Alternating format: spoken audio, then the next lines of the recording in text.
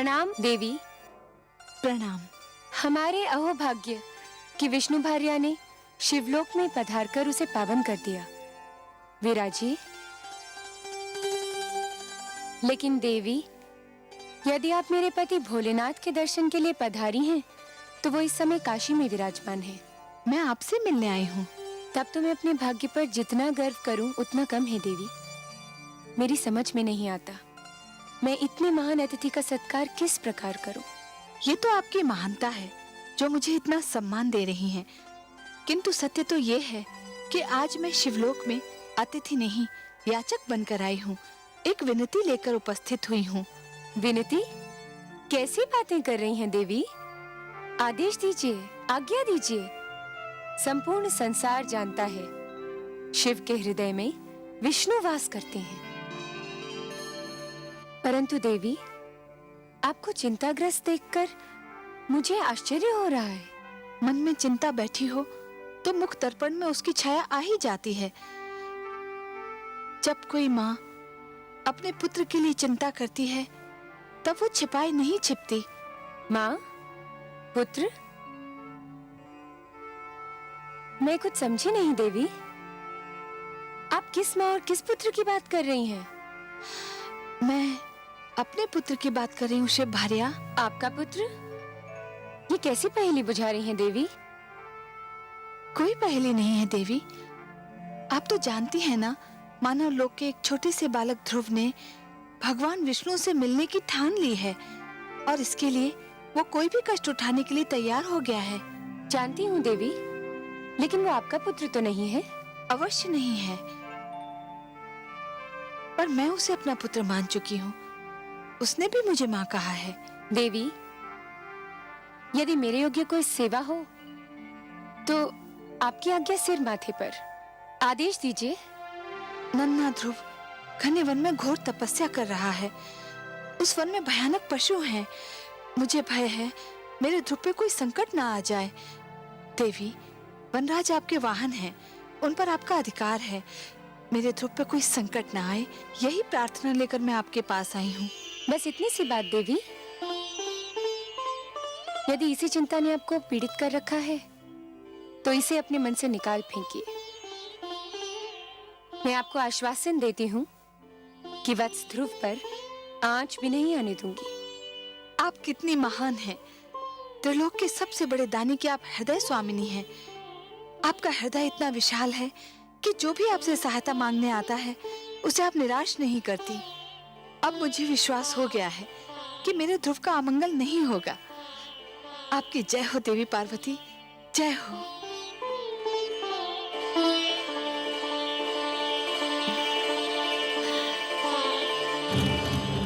भगवते वासुदेवाय। ओम नमो भगवते वासुदेवाय। ओम नमो भगवते वासुदेवाय। ओम नमो भगवते वासुदेवाय। ओम नमो भगवते वासुदेवाय। ओम नमो भगवते वासुदेवाय।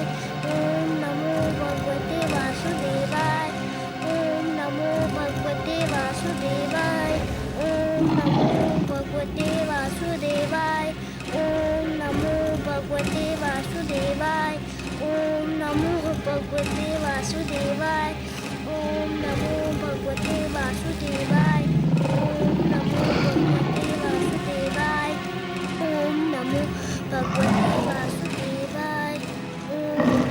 भगवते वासुदेवाय। ओम नमो भगवते वासुदेवाय। ओम नमो भगवते वासुदेवाय। ओम नमो भगवते वासुदेवाय।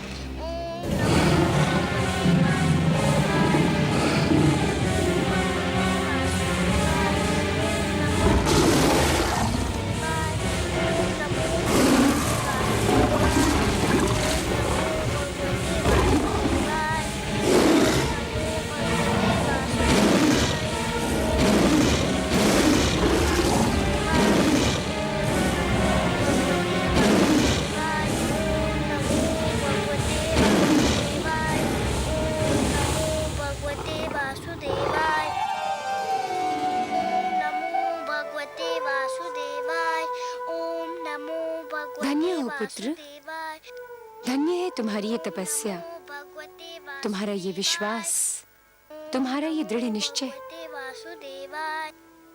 पुत्र, तुम्हारी ऐसी तपस्या से तो बड़े बड़े ऋषि मुनि भी सीख लेंगे।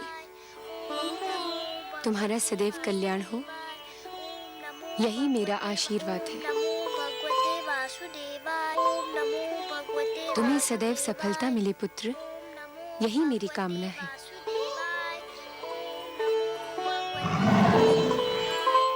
सिंहराज, तुम यहीं ठहरोगे, पुत्र ध्रुव पर कोई संकट न आने पाए। नमो भगवते वासुदेवाय। ओम नमो भगवते वासुदेवाय। नमो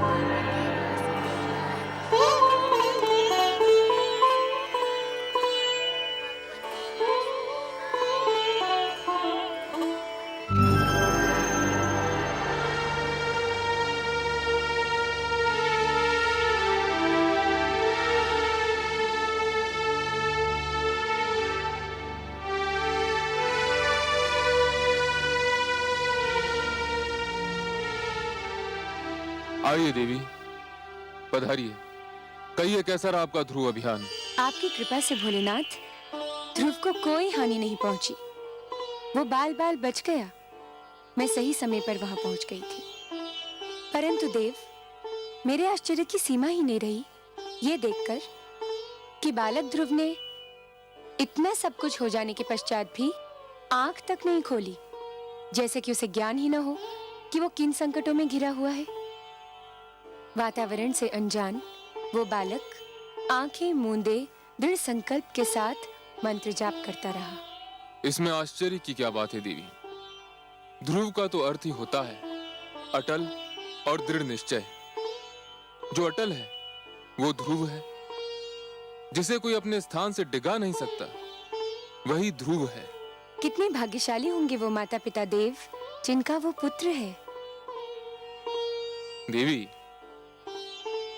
भाग्य की परिभाषा सभी अपने अपने ढंग से और अपनी अपनी स्थिति के अनुसार करते हैं। बालक ध्रुव के माता पिता अवश्य भाग्यशाली हैं, किंतु यह सत्य अभी तक उन पर विदित नहीं हुआ है। वे स्वयं को इसलिए अभागे समझ रहे हैं क्योंकि उनका पुत्र, उनकी आंखों का तारा उनकी आंखों से ओझल हो गया है। तनिक देखिए तो क्या दशा हो रही है उन बेचारों की।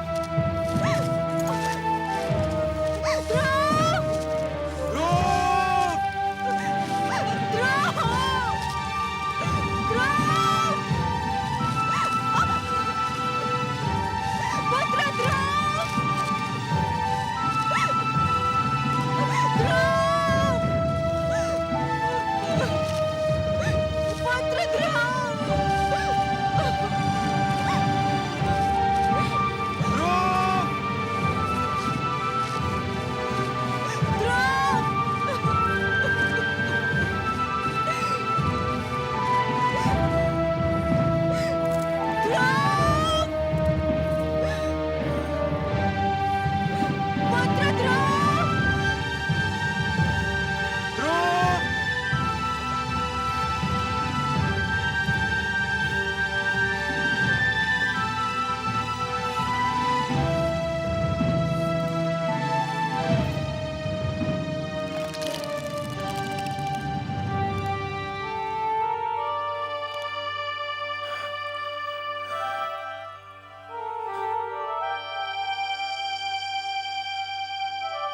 नहीं नहीं, हे जल, हम प्यास से तड़प रहे हैं, परंतु हम तुझसे अपनी प्यास कैसे बुझाएं? न जाने हमारे लाडले पुत्र ध्रुव की प्यास तूने बुझाई है या नहीं। कहीं ऐसा ना हो कि हम तुझसे अपनी प्यास बुझा लें और हमारा पुत्र तेरी एक एक बूंद को तरसता रहे। नहीं, हम अपनी प्यास बुझाकर ऐसा पाप नहीं कर सकते, नहीं कर सकते, नहीं कर सकते।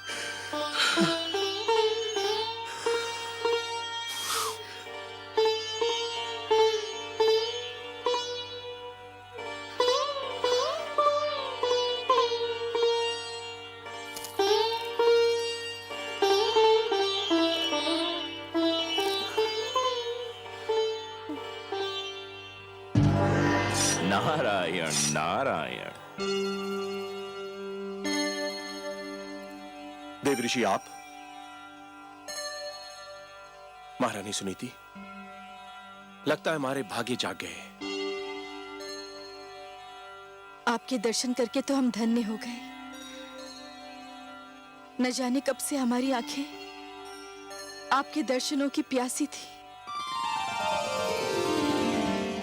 आंखों की प्यास यदि बुझ गई हो तो अब आप जल से अपनी प्यास बुझाएं। जल ग्रहण कीजिए राजन, आप भी, और महारानी सुनीति आप भी। कैसे ग्रहण करें? जब से हमारा पुत्र राजमहल छोड़ के गया है, भूख प्यास सब मिट गई हमारी। न जाने कहाँ होगा, कैसा होगा,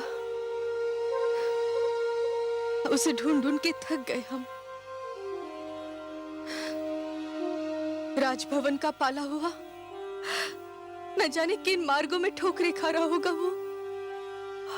आपका पुत्र भगवान विष्णु की खोज में निकला है। जो भगवान की खोज में निकलते हैं, जिनके मन में वो रम जाते हैं, उन्हें भगवान अपनी अनुकंपा की छत्र छाया में ले लेते हैं। संसार की कोई भी विपदा उन्हें छू भी नहीं सकती। हमारा पुत्र कहाँ है इस समय? मैं ये तो नहीं बता सकता देवी, परंतु इतना अवश्य कह सकता हूं, वह जहां भी है सुरक्षित है। क्या हम उसे मिल सकते हैं देव ऋषि? यह भी संभव नहीं है, क्योंकि ध्रुव भगवान विष्णु के अतिरिक्त किसी से मिलना नहीं चाहता। फिर आप उससे कैसे मिल सकते हैं? हे देवर्षि, क्या हम उसकी एक झलक भी नहीं देख सकते? नहीं देवी, यह भी संभव नहीं है। क्यों संभव नहीं? इसलिए क्योंकि उसे स्वयं भगवान विष्णु की एक झलक देखने की धुन है, इसलिए आप उसे देख न पाएंगी। मेरा परामर्श मानेंगे राजन? आज्ञा दे प्रभु। आप अपनी राजधानी लौट जाइए। यह संभव नहीं है देव ऋषि। मैं प्रण कर कर निकला था कि लौटूंगा तो ध्रुव को साथ लेकर, नहीं तो मैं भी नहीं लौटूंगा। नारायण नारायण। महाराज उत्तानपाद, आप भी विचित्र प्राणी हैं। क्यों प्रभु? आपने तो मानो ठान ली हो कि जीवन भर वही करेंगे जो दूसरों के लिए कष्टदायक हो। ये आप क्या कह रहे हैं प्रभु? मैंने तो कभी किसी को कोई कष्ट नहीं पहुंचाया। किसको नहीं पहुंचाया? कौन सा धर्म निभाया आपने जिससे दूसरों को सुख मिले? मैं आपका कटाक्ष समझा नहीं प्रभु। कटाक्ष नहीं, ये सत्य है राजन। सबसे पहले आप पति धर्म भूले। आपने सुंदरता में अधिक रुचि ली, नीति को महत्व नहीं दिया। सुंदर सुरुचि को पाकर आप सुशील सुनीति को भूल गए। आपने पिता का भी धर्म नहीं निभाया। इसलिए आज आपके जिस पुत्र को आपके स्नेह की छांव में होना था, वह इस झुलसाती धूप में भटक रहा है। और अब अपनी प्रजा को कष्ट देकर आप एक राजा के धर्म से भी विमुख होना चाह रहे हैं। परंतु प्रभु, मैंने प्रजा को तो कोई कष्ट नहीं दिया है। कैसे नहीं दिया? राजकाज की बागडोर और अपनी प्रजा के हित को एक स्वार्थी नारी की दया पर छोड़कर आप समझते हैं कि आपने अपनी प्रजा को बहुत सुख दिया है। जो राजा अपने परिवार की समस्या में पड़कर अपनी प्रजा के हित को भूल जाए, उसे राजा कहलाने का कोई अधिकार नहीं है। एक सुंदर नारी की सुंदरता में आप ऐसा फंसकर भटके कि धर्म का मार्ग ही भूल गए। राजन, जब एक व्यक्ति भटकता है तो केवल वही व्यक्ति भटकता है, किंतु जब एक राजा भटकता है तो पूरा देश भटक जाता है, राष्ट्र भटक जाता है। आप सत्य कहते हैं प्रभु, परंतु मेरे लिए अपने पुत्र को भूल पाना संभव नहीं। मैं राजा अवश्य हूं, पर पिता भी तो हूं। यही तो वो सत्य है राजन, जो एक साधारण व्यक्ति से राजा की और एक राजा से साधारण व्यक्ति की पहचान अलग करता है। एक साधारण व्यक्ति के लिए उसका परिवार ही उसका संसार है, किंतु एक राजा के लिए उसकी प्रजा ही उसका परिवार है। और आप अपने परिवार को भूल गए हैं। अब भी समय है राजन, अपनी भूल का प्रायश्चित कर लीजिए, घर लौट जाइए।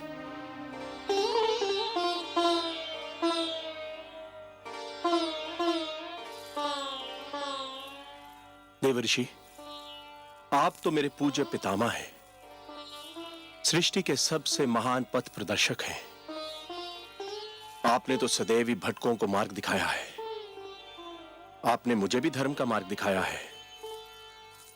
मुझे मेरी भूल बताकर आपने बड़ा उपकार किया है। प्रणाम है आपको, बारंबार प्रणाम है। आपकी आज्ञा शरोधार्य करके मैं अपने परिवार, अपनी प्रजा के पास वापस लौटता हूं।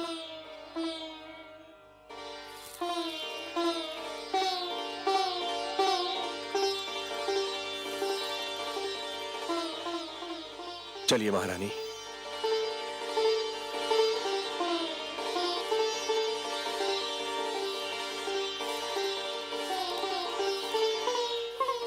चलो, माता पिता को तो सद्बुद्धि मिल गई। अब देखें ध्रुव की स्थिति क्या है। नारायण नारायण। ओम नमो भगवते वासुदेवाय। ओम नमो भगवते वासुदेवाय। ओम नमो भगवते वासुदेवाय। ओम नमो भगवते वासुदेवाय। ओम नमो भगवते वासुदेवाय। ओम नमो भगवते वासुदेवाय। ओम नमो भगवते वासुदेवाय। ओम नमो भगवते वासुदेवाय। ओम नमो भगवते वासुदेवाय। ओम नमो भगवते वासुदेवाय। ओम नमो भगवते वासुदेवाय। ओम नमो भगवते वासुदेवाय। ओम नमो भगवते नारायण वासुदेवाय। नारायण। गुरुदेव, भगवान विष्णु अब तक नहीं आए। आपने तो कहा था कि इस मंत्र का जाप करोगे तो भगवान विष्णु अवश्य आ जाएंगे। वे तो अब तक नहीं आए। पुत्र, इतना सरल समझ लिया है भगवान विष्णु का इस धरती पर आना? बड़े बड़े ऋषि मुनियों ने तो अपना सारा जीवन इसी तपस्या में लगा दिया, किंतु कुछ ही के भाग्य में भगवान विष्णु के दर्शन लिखे थे। तुम्हारी तपस्या तो अभी प्रारंभ हुई है। मुझे और कितनी तपस्या करनी होगी उनके दर्शन पाने के लिए? वत्स, फल अपने निर्धारित समय पर ही पकता है। कली भी निर्धारित समय पर ही फूल बनती है। सूर्य, चंद्रमा, प्रभात, संध्या, ये सब एक क्रम चक्र से बंधे हैं। इनका उदय होना, अस्त होना, आना जाना, ये सब निर्धारित समय से ही होता है। तुम्हारी तपस्या सफल होने का समय भी अवश्य आएगा पुत्र, पर तुम तो अभी से घबरा गए। घबराया नहीं गुरुदेव, पर कहीं मेरी तपस्या में कोई कमी तो नहीं रह गई जो भगवान विष्णु अभी तक मेरे पास नहीं आए? तुम्हारी बात में तथ्य है पुत्र। तुमने मुझे सोचने पर विवश कर दिया है, क्योंकि ये तो सत्य है कि मेरे नारायण उन्हीं से प्रसन्न होते हैं जिनके मन में उनके अतिरिक्त किसी का ध्यान न हो, जिनके नेत्रों में उनके अतिरिक्त किसी की छवि न हो, जो उनके दर्शन के अतिरिक्त कोई अभिलाषा न रखते हों, जो सारी कामनाओं का, सारे बंधनों का त्याग कर चुके हों, जो पूर्ण रूप से समर्पित हों। आप ही तो मेरे गुरु हैं, आप ही तो मेरे मार्गदर्शक हैं। आप भी बता सकते हैं कि मैं और क्या करूं जो भगवान विष्णु मेरे पास आ जाए? कुछ पाने के लिए कुछ छोड़ना पड़ता है वत्स, यही विधि का नियम है। मुझे क्या छोड़ना होगा गुरुदेव? तुम बहुत बड़ी वस्तु पाना चाहते हो, अतएव तुमको बहुत बड़ी वस्तु छोड़नी पड़ेगी। आप उस वस्तु का नाम बताइए, मैं उसे छोड़ दूंगा। खाना छोड़ सकते हो? हाँ, छोड़ दूंगा। तब तो भगवान विष्णु मेरे पास आ जाएंगे ना? अवश्य आएंगे, अवश्य आएंगे पुत्र। कोई कितना भी आग्रह करे, कितना भी विवश करे, बस तुम खाने को हाथ मत लगाना। फिर देखो कितना शीघ्र भगवान का मन पिघलता है। अच्छा, तुम अपने मंत्र का जाप आरंभ करो, मैं चला, मुझे कुछ और कार्य याद आ गया है। ओम नमो भगवते वासुदेवाय। ओम नमो भगवते वासुदेवाय। ओम नमो वासुदेवाय। ओम नमो भगवते वासुदेवाय। ओम नमो भगवते वासुदेवाय। आंखें खोलो पुत्र, लो तुम्हारे लिए फल लाई हूँ। मैं नहीं खाऊंगा माते। क्यों, क्या भूख नहीं लगी? लगी है पर मैं कुछ नहीं खाऊंगा। पर क्यों नहीं खाओगे? मेरे गुरु का यही आदेश है। आदेश? क्या आदेश है? क्या कहा देवर्षि ने तुम्हें? उन्होंने कहा है कि यदि मैं खाना छोड़ दूं तो भगवान विष्णु शीघ्र मेरे पास आ जाएंगे। पुत्र तुम अभी बहुत छोटे हो, खाओगे नहीं तो रहोगे कैसे? भूख तुमसे सहन नहीं होगी। मैं सहन करूंगा, सब कुछ सहन लूंगा, भूखा रह लूंगा, पर जब तक भगवान विष्णु मेरे पास नहीं आ जाते मैं कुछ नहीं खाऊंगा। ओम नमो भगवते वासुदेवाय। ओम नमो भगवते वासुदेवाय। ओम नमो भगवते वासुदेवाय।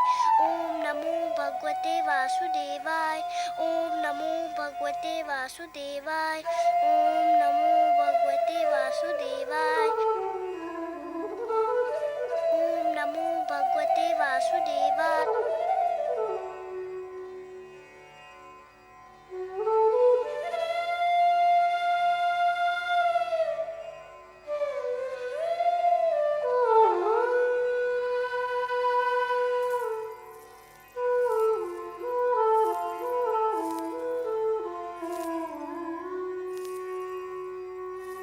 आपका मुख आपके मन का दर्पण है देवी। मन में चिंता हो तो उसकी छाया आपके मुख पर कहीं दूर से दिखाई देने लगती है। और आज तो आप सिर से पांव तक चिंता की मूर्ति बनी हुई हैं। सब कुशल तो है? कुशल कहाँ कमल नयन, देवर्षि नारद को न जाने समस्याएं खड़ी करके क्या आनंद आता है। एक और नई समस्या खड़ी कर दी उन्होंने। अब कौन सा नया पुष्प खिलाया उन्होंने? पहले तो उसे वन में तपस्या करने के लिए छोड़ दिया। मुझे यही चिंता क्या कम थी कि वन के पशुओं से उसकी रक्षा कैसे होगी। और अब उन्होंने ध्रुव को आदेश दिया है कि आहार भी त्याग दे। देवर्षि ध्रुव के गुरु हैं। गुरु की आज्ञा का पालन करना शिष्य का कर्तव्य होता है। गुरु तो भगवान से भी बड़ा होता है। इसका अर्थ ये हुआ कि आप भी देवर्षि से सहमत हैं? वो तो नन्हा सा बालक है, तनिक सोचिए तो, आहार त्यागने से उसकी क्या दशा हो जाएगी।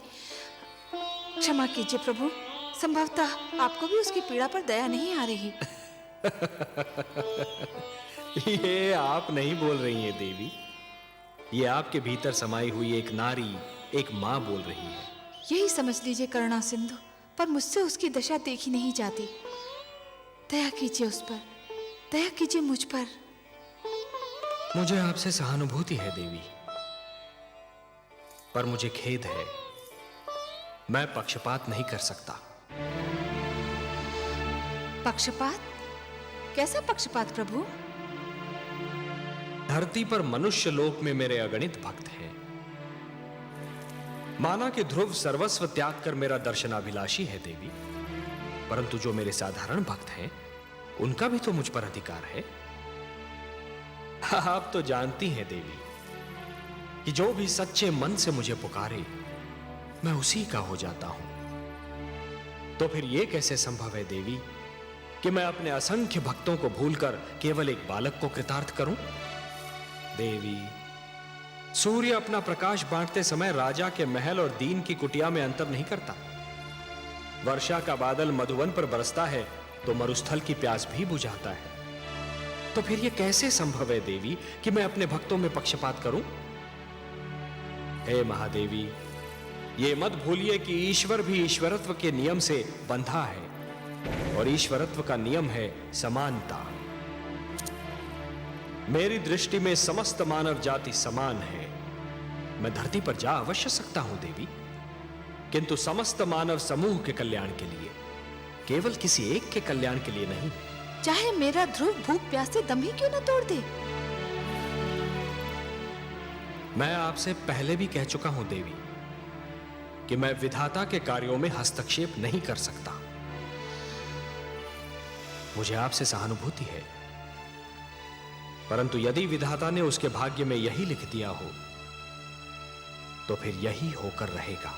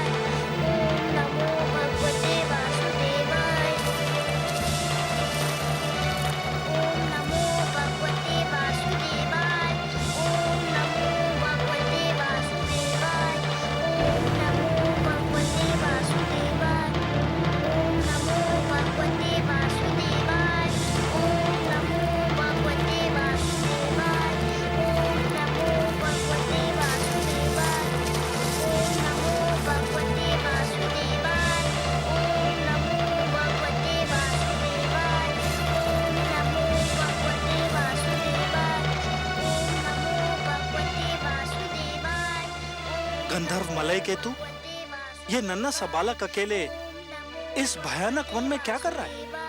देखते नहीं गंधर्व राज चित्ररथ भगवान विष्णु के मंत्र का जाप कर रहा है। ये बालक अवश्य ही उनका मन जीतने का प्रयत्न कर रहा है।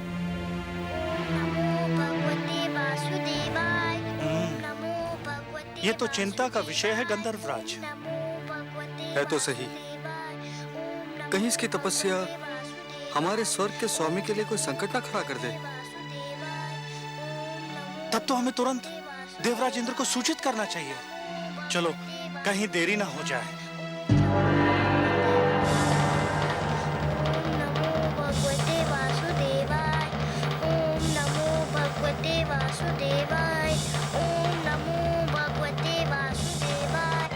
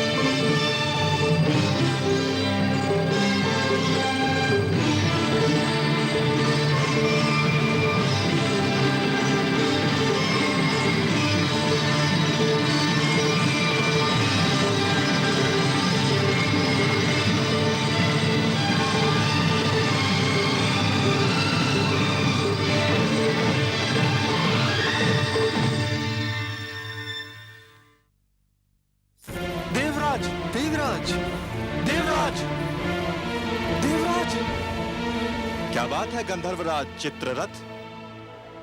क्या हुआ गंधर्व मलय केतु? तुम दोनों इतने घबराए हुए क्यों लग रहे हो? क्या कहीं कोई अनर्थ हो गया? अनर्थ हुआ तो नहीं देवराज, पर हो अवश्य सकता है। स्वर्ग पर संकट की छाया है। क्या कह रहे हो? तुम तो लगता है अपना मस्तिष्क ही खो बैठे हो। तुम बताओ मलय केतु, क्या बात है? हम दोनों एक वन से जा रहे थे कि हमें एक छोटा सा बालक भगवान विष्णु की तपस्या में मग्न दिखाई दिया। तो क्या हुआ? उसके सामने फलों से भरी थाली रखी हुई थी। सारे फल सूख चुके थे। इसका अर्थ यह हुआ कि उसने आहार भी त्याग दिया है। बड़ी कठिन तपस्या लग रही थी उसकी। एक बालक क्या और उसकी तपस्या क्या गंधर्वराज? हमें इससे क्या भय? हमारे मन में उसे तपस्या करते देखकर ये भय समा गया कि कहीं वो भगवान विष्णु से इंद्रासन ना मांग ले। मेरा आसन? ये क्या कह रहे हो? गंधर्व मलय केतु सत्य कह रहे हैं देवराज। धरती लोक के वासियों की दृष्टि सदैव इंद्रासन पर लगी रहती है। इंद्रासन इतना महान है कि हर कोई उसे लेना चाहता है। स्वर्ग को कौन नहीं जीतना चाहता देवराज? तुम दोनों ने तो मुझे चिंता में डाल दिया। नारायण नारायण।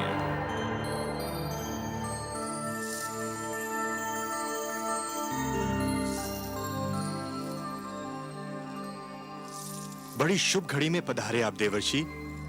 मैं सोच ही रहा था कि अपनी चिंता का भागीदार किसे बनाऊं कि आप आ गए। मैं आपकी कोई सेवा कर सका तो स्वयं को धन्य समझूंगा। आपको ज्ञात है कि एक बालक वन में भगवान विष्णु के लिए तपस्या कर रहा है? हाँ, मैं जानता हूं। उस बालक का नाम ध्रुव है। क्यों कर रहा है वो तपस्या? बड़ा विचित्र प्रश्न है देवराज। क्या आप किसी को तपस्या करने का भी अधिकार नहीं? परंतु उसकी तपस्या का कोई तो उद्देश्य होगा। तपस्या, साधना, भक्ति और आराधना ये व्यक्तिगत कार्य हैं देवराज। जो जिसकी पूजा करता है वही उसका उद्देश्य समझता है। आराधक और आराध्य के बीच आने का किसी को भी अधिकार नहीं। मुझे इतना भोला न समझिए देवर्षि। धरती के वासी स्वार्थ के बिना ईश्वर की पूजा भी नहीं करते। इस बालक का भी अवश्य ही कोई स्वार्थ है। मानता हूं देवराज, आप सत्य कह रहे हैं, किंतु ध्रुव के विषय में कहना उचित न होगा। क्यों? मानव लोक के वासियों के मन में साधारणतया दो ही प्रलोभन होते हैं। या तो उन्हें सत्ता का लोभ होता है या फिर धन का। ध्रुव महाराज उत्तानपाद का ज्येष्ठ पुत्र है, सो उसे सत्ता का क्या लोभ होगा? सत्ता तो आज नहीं तो कल उसके हाथों में आनी ही है। और आप तो जानते ही हैं देवराज कि धरती पर जिसके हाथों में सत्ता होती है उसके चरणों में धन का ढेर लग जाता है। सो ध्रुव को धन का भी लोभ नहीं हो सकता। हमारे गंधर्व तो कुछ और ही सोचते हैं। क्या सोचते हैं आपके गंधर्व? इनका विचार है, और हमारे विचार में इनका विचार कुछ अनुचित भी नहीं, कि ध्रुव भगवान विष्णु से वरदान में हमारा सिंहासन मांगने वाला है। नारायण नारायण। देवराज, धरती पर कई बार प्रलय आई और फिर सृष्टि की रचना भी हुई। युग बदले, शताब्दियां बदली, कल्प बदले, मनवंतर बदले, पर नहीं बदले तो आप। उधर क्षण भर को किसी ने साधना में आंख क्या बंद कर ली, इधर आपका सिंहासन डोल गया। विश्वास कीजिए देवराज, ध्रुव का ऐसा कोई उद्देश्य नहीं है। आप जानते हैं देवर्षि की इंद्रासन पर सबकी आंखें लगी रहती हैं। पहले भी कई बार कई लोग इसे हथियाने का प्रयास कर चुके हैं। मुझे यही चिंता है। आपको चिंतित रहने का इतना अभ्यास हो चुका है देवराज कि यदि आप चिंतित न लगें तो अधूरे से लगते हैं। ध्रुव की दृष्टि में इंद्रासन तुच्छ है। उसकी दृष्टि तो कहीं और ऊंचाई पर लगी हुई है। परंतु आप चाहते क्या हैं देवराज? मैं चाहता हूं कि उसकी तपस्या में बाधा पड़ जाए, उसकी साधना टूट जाए। आप अपनी इच्छा के स्वामी हैं देवराज, किंतु इतना जान लीजिए कि ध्रुव के मन में जो सूर्य उदय हो चुका है उसे विरोध की कोई भी घटा ढांप नहीं सकती। उसके जीवन में जिस सुगंध ने जन्म ले लिया है उसे कोई भी दीवार रोक नहीं सकती। मैं रोकूंगा उसे, आप देखते जाइए। अवश्य दिखाइए। मुझे तो यूं भी आपकी लीला देखने में बड़ा आनंद आता है। नारायण नारायण। रक्षिता, आज्ञा देवराज। रक्षिता, तुम्हें अभी इसी समय धरती पर जाना है। उस वन में जाना है जहां एक नन्हा बालक ध्रुव भगवान विष्णु के लिए तपस्या कर रहा है। तुम्हें उसकी तपस्या भंग करनी है। जो आज्ञा देवराज। उसकी तपस्या भंग करने का ढंग मैं बताता हूं तुम्हें। ध्यान से सुनो। ओम नमो भगवते वासुदेवाय। ओम नमो भगवते वासुदेवाय। ओम नमो भगवते वासुदेवाय। ओम नमो भगवते वासुदेवाय। ओम नमो भगवते वासुदेवाय। ओम नमो भगवते वासुदेवाय। ओम नमो भगवते वासुदेवाय। ओम नमो भगवते वासुदेवाय। ओम नमो भगवते वासुदेवाय। ओम नमो भगवते वासुदेवाय। ध्रुव, ओम नमो भगवते मेरे पुत्र, वासुदेवाय। तू यहाँ है ओम नमो और मैं तेरी खोज में न जाने कहाँ भटक रही थी। नमो भगवते वासुदेवाय। ओम आंखें तो नमो खोल मेरे राज भगवते दुलारे। वासुदेवाय। ओम देख, नमो भगवते वासुदेवाय। देख मैं तेरे सामने खड़ी हूँ। ओम नमो भगवते वासुदेवाय। देख तेरे वियोग में ओम नमो भगवते मेरी क्या दशा हो वासुदेवाय। गई। ओम नमो भगवते वासुदेवाय। ओम नमो भगवते वासुदेवाय। ओम अरे, नमो भगवते वासुदेवाय। तू तो मेरी बात ही नहीं सुनता। ओम नमो भगवते वासुदेवाय। पहले मेरी एक पुकार पर मेरे पास दौड़ा चला आता था, मेरी बाहों में समा जाता था। ओम नमो भगवते वासुदेवाय। ये तुझे क्या हो गया है ध्रुव? ओम नमो भगवते वासुदेवाय। ओम नमो न जाने किसने भगवते जादू टोना कर दिया मेरे राजकुमार पर। ओम नमो भगवते वासुदेवाय। मेरे लाल, बंद कर दे अपनी तपस्या। तेरी इच्छा पूरी हो गई है। महाराज, तुझे अपनी गोद में बिठाने को तैयार हो गए हैं। तेरी विमाता सुरुचि ने भी अपनी भूल स्वीकार कर ली है। चल मेरे लाल, राजमहल तेरी प्रतीक्षा कर रहा है। ओम नमो भगवते वासुदेवाय। ओम नमो भगवते वासुदेवाय। हाय मेरे भाग्य, ओम नमो मेरी आंखों की तारे, वासुदेवाय। मेरे मन के चैन, ओम नमो ये तेरी आयु नहीं भगवते तपस्या करने की। वासुदेवाय। ओम अभी तो तेरे खेलने कूदने के दिन है। वासुदेवाय। तूने अभी जीवन में देखा ही क्या है। भगवते वासुदेवाय। ओम नमो भगवते तुझे मेरी सौगंध, वासुदेवाय। बंद कर दे ये जाप। नमो भगवते वासुदेवाय। ओम नमो भगवते वासुदेवाय। यदि तूने ये जाप नहीं बंद किया नमो तो मैं अभी यहीं तेरे सामने ओम नमो अपने प्राण त्याग दूंगी। वासुदेवाय। ओम नमो भगवते वासुदेवाय। ओम नमो भगवते वासुदेवाय। ओम नमो भगवते वासुदेवाय। ओम नमो भगवते वासुदेवाय। ओम नमो भगवते वासुदेवाय। ओम नमो भगवते वासुदेवाय। ओम नमो भगवते वासुदेवाय। ओम नमो भगवते वासुदेवाय। ओम नमो भगवते वासुदेवाय। ओम नमो भगवते वासुदेवाय। ओम नमो भगवते वासुदेवाय। ओम नमो भगवते वासुदेवाय।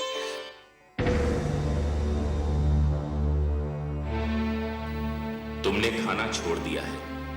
यदि पानी पीना भी छोड़ दो तो भगवान विष्णु और भी शीघ्र तुमसे मिलने आ जाएंगे।